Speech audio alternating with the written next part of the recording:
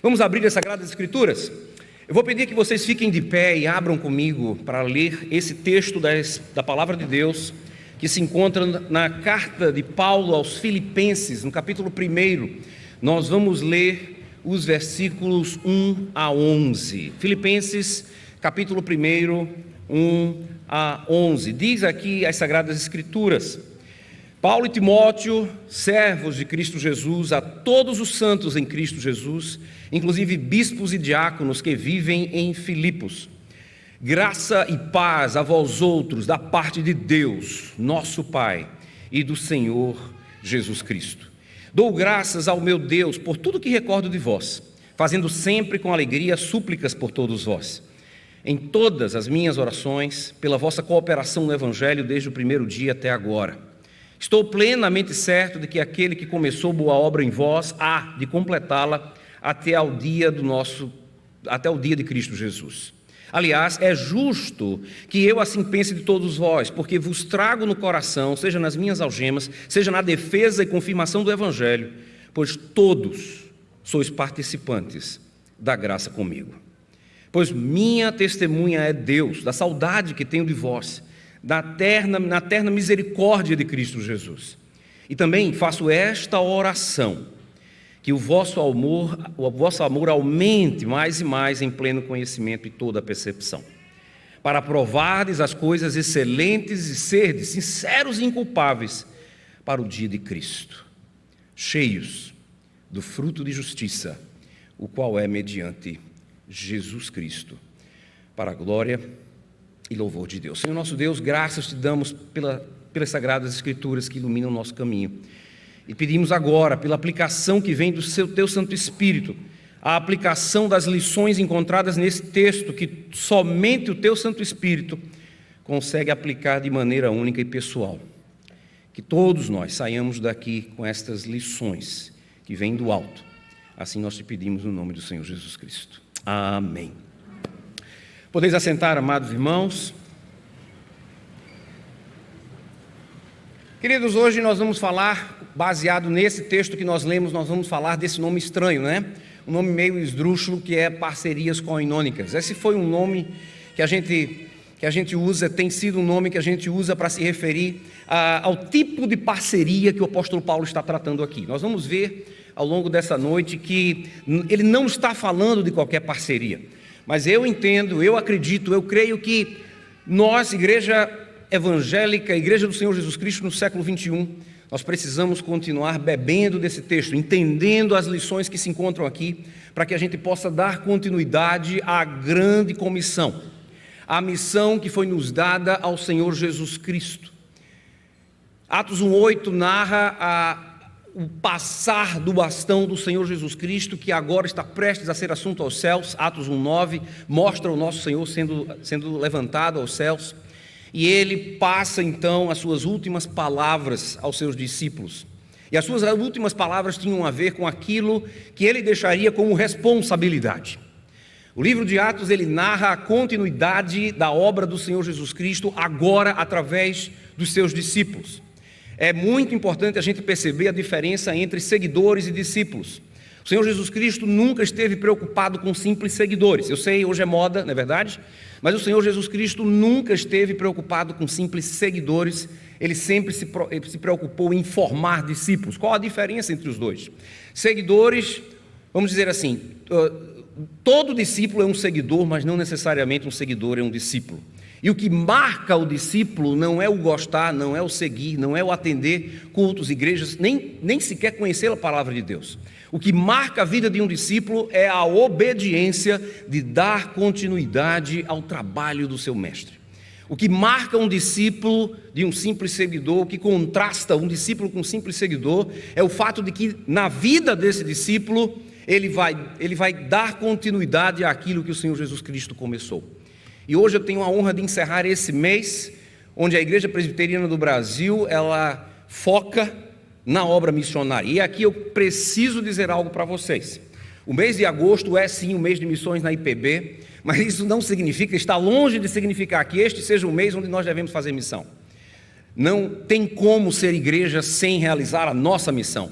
Mas em agosto, a Igreja Presbiteriana do Brasil para para refletir de forma sistemática, de forma enfática, nessa grande comissão. É sobre ela que nós estamos falando esse mês e vamos continuar falando hoje.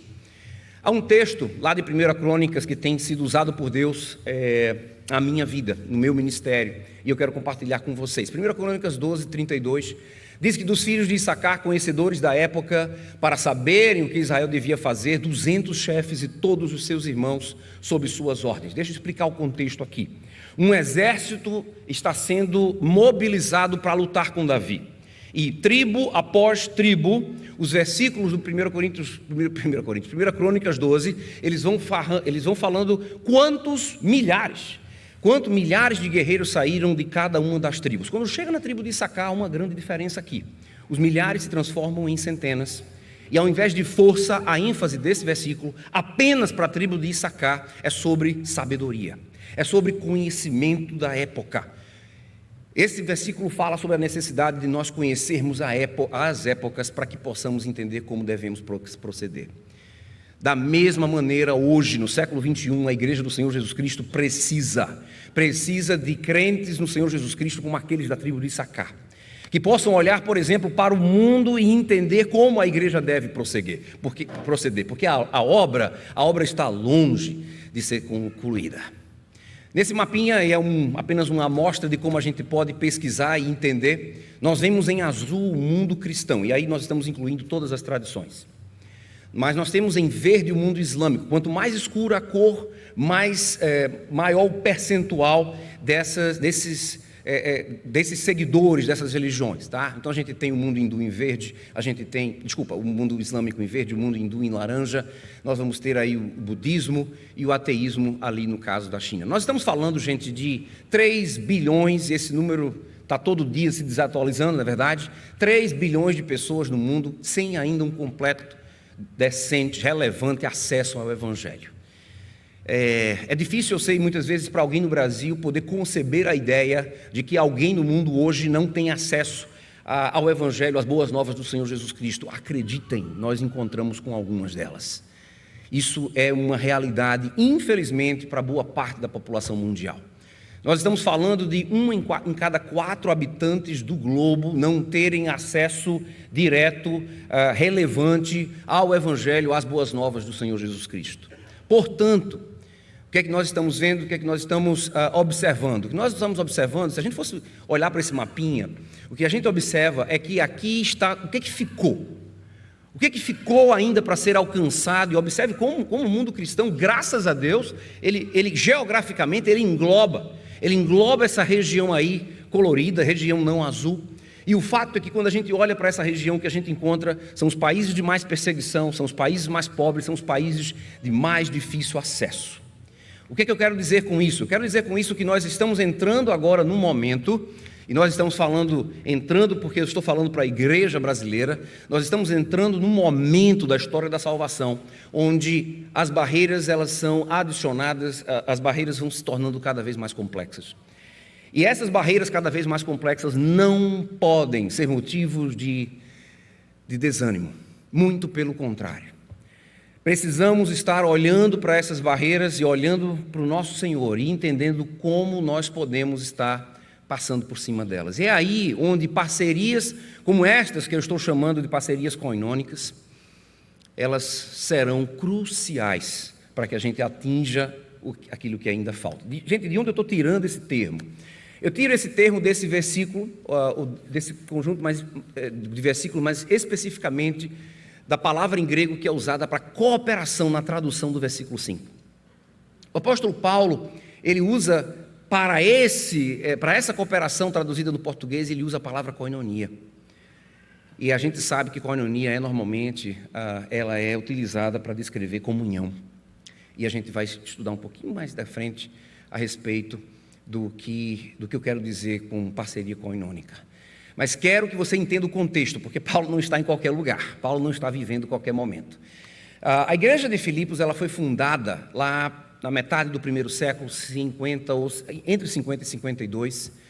A fundação da igreja de Filipos é narrada lá em Atos 16. Ela aconteceu na segunda viagem missionária do apóstolo Paulo, tá? E a igreja de Filipos, ela tem uma importância crucial, porque foi a primeira igreja no Ocidente, ou pelo menos no que a gente chama hoje de mundo ocidental. Foi a primeira igreja fundada na Europa, no continente que hoje a gente conhece como Europa. Se você lembrar ou pesquisar no capítulo 16, a gente vai ver Paulo sendo impedido de ir para a Ásia. E ele é impedido pelo Espírito, diz o texto, mas eventualmente ele é dirigido em sonho por um varão macedônico que diz: vem, prega o Evangelho. E eles entendem então que aquilo é um direcionamento de Deus. E eles chegam finalmente em Filipos, dando início à igreja europeia, que todos nós sabemos acaba sendo eventualmente conquistada, acaba influenciando a história e a história da humanidade, não é verdade? É interessante notar que em Filipos, na plantação dessa igreja, Paulo quebra o seu padrão. Paulo segue plantando igreja no livro de Atos, sempre seguindo aquela ordem do Senhor Jesus, de primeiro ir até as sinagogas e depois pregar o evangelho para os gentios. Bem, a questão é que em Filipos não havia sinagoga. Então Paulo, ele quebra o seu padrão e vai para um local de oração, diz o texto. E é ali que ele encontra Lídia, uma mulher que se tornaria líder daquela igreja, né? Ou pelo menos influente naquela igreja. Então é dessa igreja que nós estamos falando agora, 10 anos depois. A carta de Paulo aos Filipenses, ela é escrita 10 anos depois de sua fundação. E olha onde ele estava preso em Roma. Então essa carta, que também é conhecida como a carta da alegria, pela quantidade de vezes que Paulo fala sobre gozo, sobre alegria, pela quantidade de vezes que Paulo ele expressa a sua gratidão por tudo aquilo que a igreja fez e está fazendo na vida dele. Então a alegria de Paulo, ela ainda é mais contrastada quando a gente lembra de onde ele estava, preso em Roma. E é impressionante como isso permeia toda essa epístola. E aí a gente chega então no início, no primeiro capítulo, alguns dos seus primeiros versos, e ele diz: dou graças ao meu Deus por tudo que recordo de vós, fazendo sempre com alegria súplicas por todos vós, em todas as minhas orações, pela vossa cooperação, koinonia, no Evangelho, desde o primeiro dia até agora. Querido, se você é como eu, talvez você tivesse dificuldade, estando preso, em lembrar de algo para dar graças a Deus. Mas graças a Deus, Paulo tinha muito para celebrar, mesmo preso. E é muito desafiador pensar e lembrar que ele está celebrando e expressando essa gratidão para a igreja de Filipos, não é?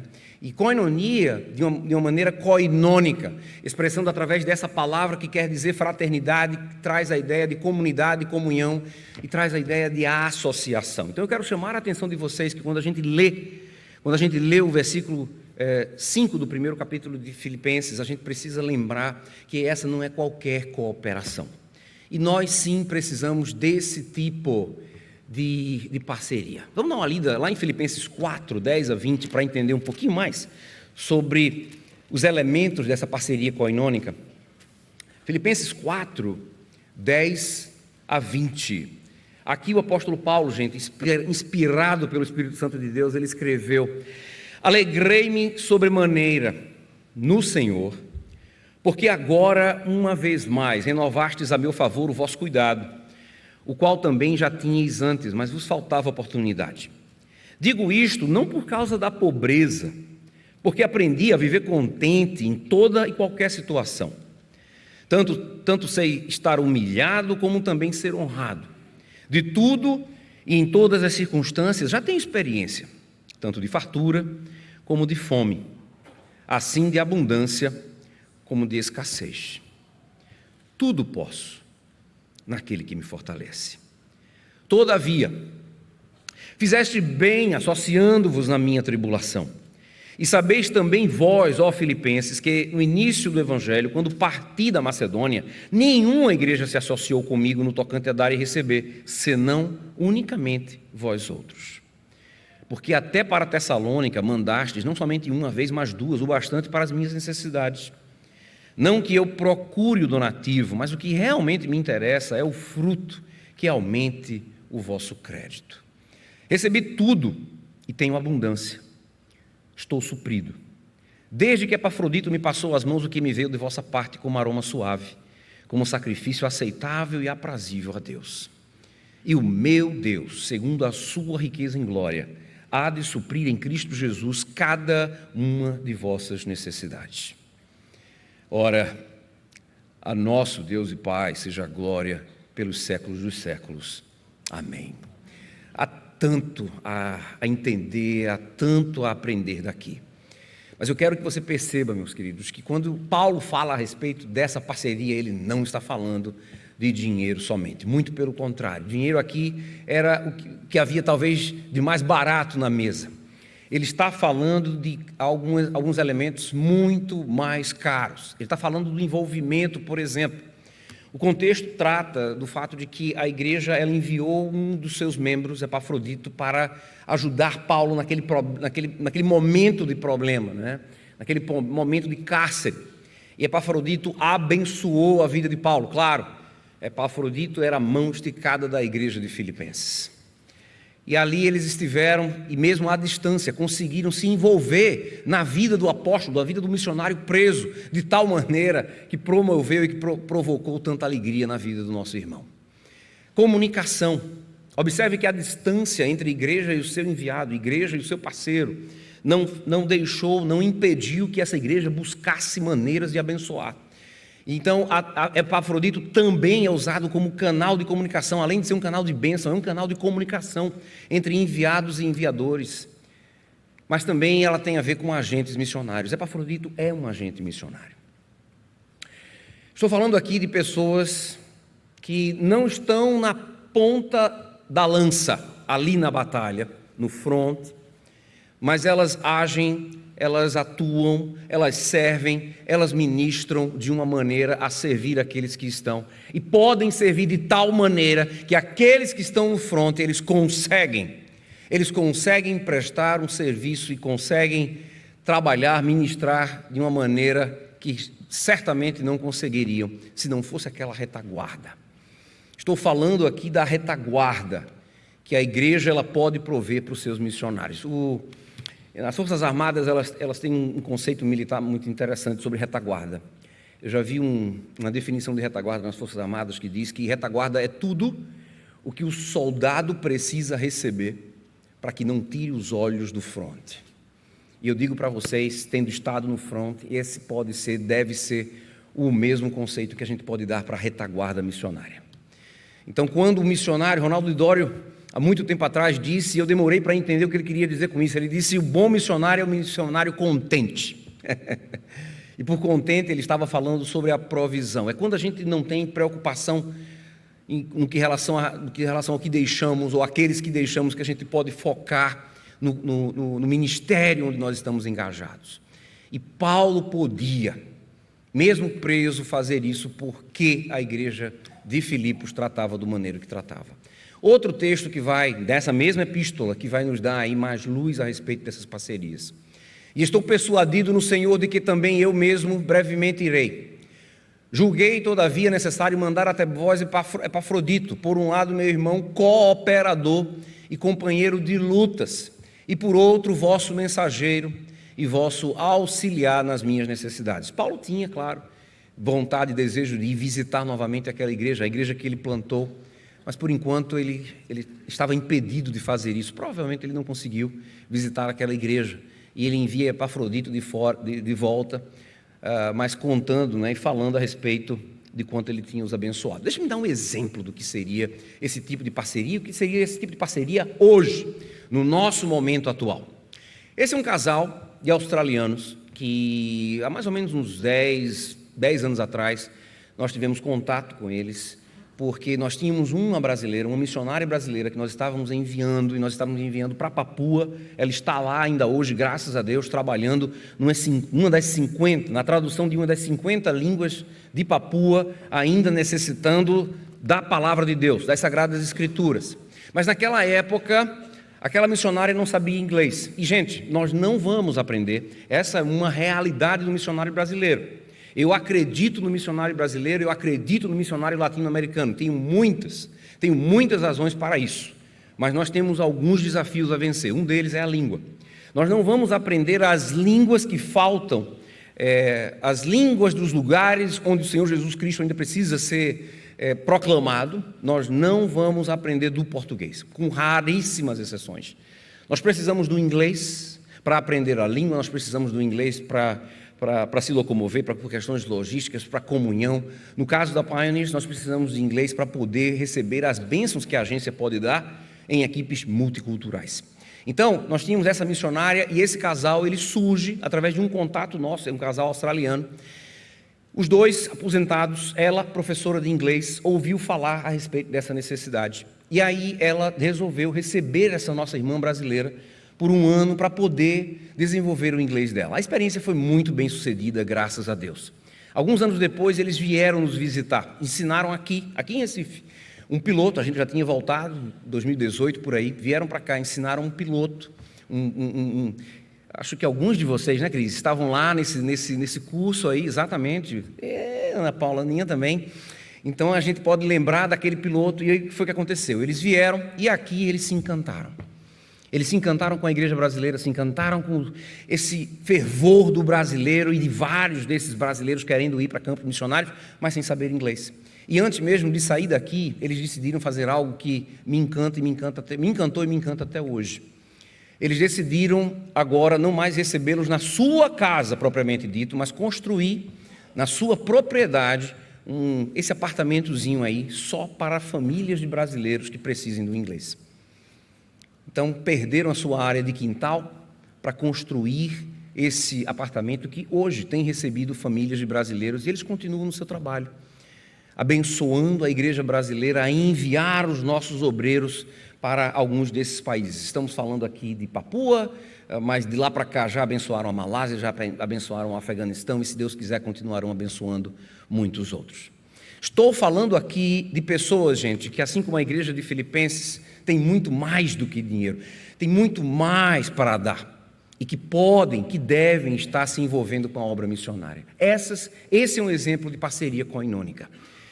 Consigo lembrar também de algumas aqui, né? Tony e Ada estão aqui na minha frente. Então, Dr. Nelson, Tony para os íntimos, ou para alguns pelo menos, né, lá de trás, é alguém que a gente conhece já há muito tempo, dedica os seus dons profissionais a missionários. Eu e Verônica somos abençoados por pessoas assim. Um outro membro dessa igreja, Samuel Costa, antes mesmo de irmos para o campo missionário, sempre se dedicou a nós, porque ele sabia, e eles sabem, que se dedicando, que dando, essa é a contribuição que eles podem dar, com os recursos, com os talentos que Deus deu.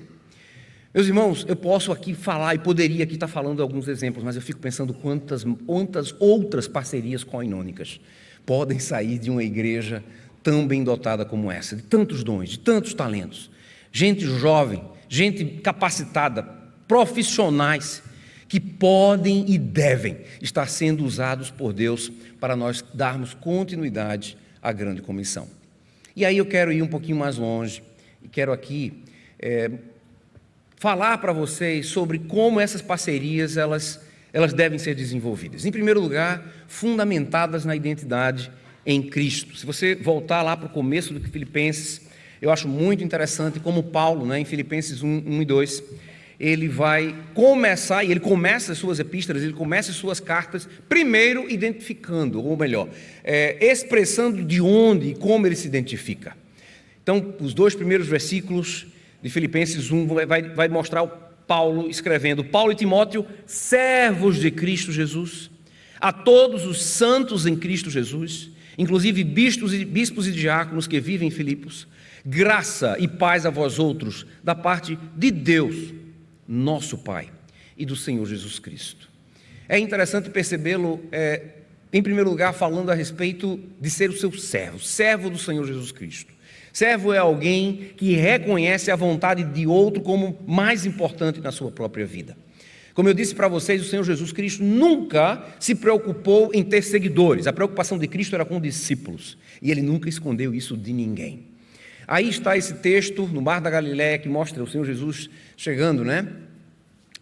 Estando no Mar da Galileia e encontrando Pedro, Tiago e João, e ele faz esse seguinte convite: sigam-me. Esse era o convite, mas ele adianta: e eu vos farei pescadores de homens. Então Cristo não chama a ninguém esperando que esse alguém seja assim um simples espectador. Desde o começo, os discípulos do Senhor Jesus Cristo eram marcados por serem pessoas que Ele prepara para dar continuidade à sua obra.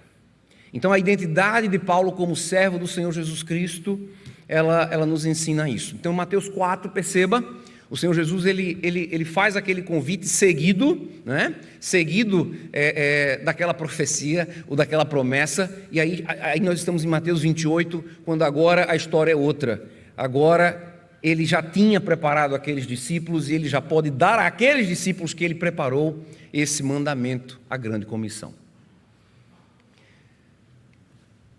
Então, o discipulado de Cristo, ele tinha 3 etapas. E eu quero que você preste bem atenção nisso aqui.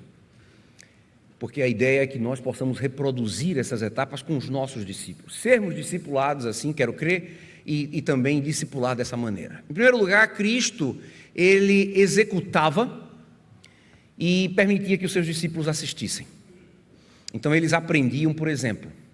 Mas não ficava só nesse primeiro passo. O segundo passo era Cristo chamar os seus discípulos para fazer junto com eles. Então eles faziam juntos. Eles tinham a chance de fazer junto com o Senhor Jesus. E finalmente a situação se invertia. O terceiro e último passo agora é Cristo assistindo os seus discípulos fazendo. Então perceba que ao longo daqueles 3 anos, o Senhor Jesus já preparava a sua equipe, já preparava os seus discípulos para aquilo que viria. Que seria o quê? A continuidade da sua obra vista em Atos dos Apóstolos.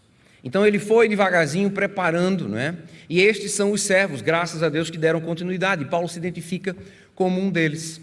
Esses servos, eles são santos, é verdade, mas santos não na sua perfeição, não na base do seu caráter. Eles são santos pela justificação que vem através do sacrifício vicário do Senhor Jesus Cristo.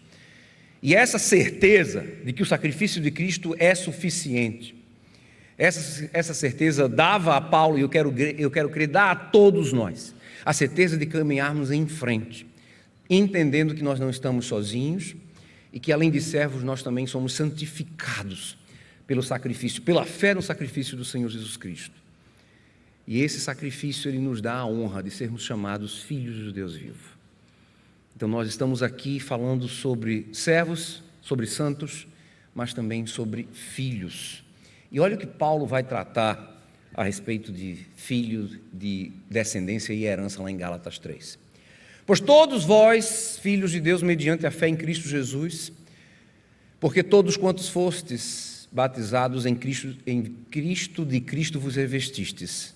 Dessarte não poder haver judeu nem grego, nem escravo nem liberto, nem homem nem mulher, porque todos vós sois um em Cristo Jesus. E se sois de Cristo, também sois descendentes de Abraão e herdeiros segundo a promessa. Então aqui estamos nós, 4.000 anos depois de Gênesis 12, da intenção e da intencionalidade vista naquela passagem. Nós estamos fundamentados na identidade do Senhor Jesus Cristo, desejando promover parcerias que deem sequência à grande comissão. Mas a gente percebe também que além dessa fundação que vem da nossa identidade em Cristo, a gente percebe também que essas parcerias coinônicas, elas são forjadas pela cooperação entre enviados e enviadores, entre crentes que trazem para a mesa do Senhor diferentes dons e talentos que podem e devem ser usados por Deus. É isso que Paulo quer dizer entre o versículo 3 e 6, quando ele diz: dou graças ao meu Deus por tudo que recordo de vós, fazendo sempre com alegria súplicas por todos vós em todas as minhas orações, pela vossa cooperação no Evangelho desde o primeiro dia até agora. Queridos, a relação de Paulo com a igreja de Filipos, ela foi forjada através das oportunidades que surgiram no caminho missionário do apóstolo, no envolvimento da igreja com o seu apóstolo. Eu quero crer que cada crente que aqui está, ou pelo menos você que é crente legítimo no Senhor Jesus Cristo, eu quero crer que você está envolvido com uma dessas duas áreas. Eu mostrei aqui o texto da grande comissão que se encontra lá no livro de Atos 1:8, assim também como o texto que está em Mateus 28. E o que a gente percebe é que há 2 temas aqui diferentes. Atos 1:8 é proclamação. Sereis minhas testemunhas. Então a gente não pode ensinar, discipular alguém que não conhece a Jesus Cristo. Por isso a gente primeiro precisa proclamar. Mateus 28 tem a ver com discipulado, com ensinar aos discípulos todas as coisas que Cristo os ensinou. Proclamar, discipular. São essas as nossas grandes responsabilidades. São essas responsabilidades que se encontram na grande comissão. E eu quero crer que você, que aqui está, você esteja envolvido com um ou com outro, direta ou indiretamente, mas que não perca o seu tempo vindo simplesmente para a igreja sem ter oportunidades como essas que o apóstolo Paulo teve com a igreja de Filipos, dando a você também a chance de ser, como nós veremos no ponto seguinte, amadurecido, aperfeiçoado, dando a chance de você conhecer a Deus no nível de intimidade, tenha certeza que você não conhece, simplesmente a partir dos bancos das nossas igrejas. Efésios 4, 11 e 12, nós não vamos ler, mas eu quero deixar a referência para vocês. Ela fala a respeito dessa forja. E o texto fala da intenção de Deus em dividir. Ele mesmo, diz o texto da palavra de Deus, Ele mesmo concedeu diferentes dons, habilidades, talentos, que cada um de nós tem de forma única e pessoal. Já parou para pensar nisso? Você, como membro do corpo de Cristo, você não tem uma história igual no corpo de Cristo. Como membro do corpo de Cristo, você tem uma história única, você tem dons e talentos únicos que podem ser usados dentro de um contexto único. Eu não posso fazer isso por você, é você, o desejado, o comissionado, o esperado de Deus para que faça. Mas o que o versículo 12 vai nos ensinar é que não é simplesmente nós, crentes do Senhor Jesus Cristo, membros do corpo de Cristo, agindo e atuando para que o reino se expanda. Está lá. A expansão do reino está presente como objetivo dado em Efésios 4, 12. Mas é interessante a gente perceber que a nossa própria edificação, ela vem como consequência do uso dos nossos dons e talentos. É importante a gente perceber que essas oportunidades, onde a gente se envolve para a expansão do reino de Deus, elas nos edificam também. Elas nos dão experiências e oportunidades para fazer o que Paulo expressa para a igreja de Filipos.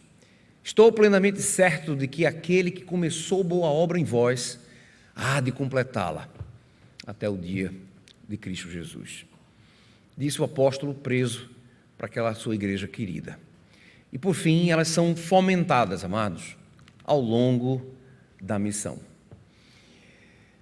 Então, Paulo, olha que coisa interessante, ele vai tratar a igreja de Filipos como participantes da graça comigo. E como missionário, eu posso dizer para vocês que não tenho dúvida. Hoje de manhã nós estávamos falando para uma classe de crianças na escola dominical da Igreja Presbiteriana das Graças, e eu gosto de usar a figura do iceberg, quando eu falo a respeito de cooperação, participação, e que tem tudo a ver com parcerias coinônicas. A física nos ensina que 90% do iceberg está embaixo d'água. A gente não observa, a gente não vê. Daí a expressão a ponta do iceberg. Porque sempre que você vê uma ponta do iceberg, tem muito mais submerso. Da mesma maneira, a gente pode falar de um missionário, e um missionário qualquer. Pense no missionário que você admira. Pense no missionário que você conheceu, ou que talvez que você tenha lido sobre a sua vida, né? A igreja vem estudando alguns missionários, Hudson Taylor é um deles.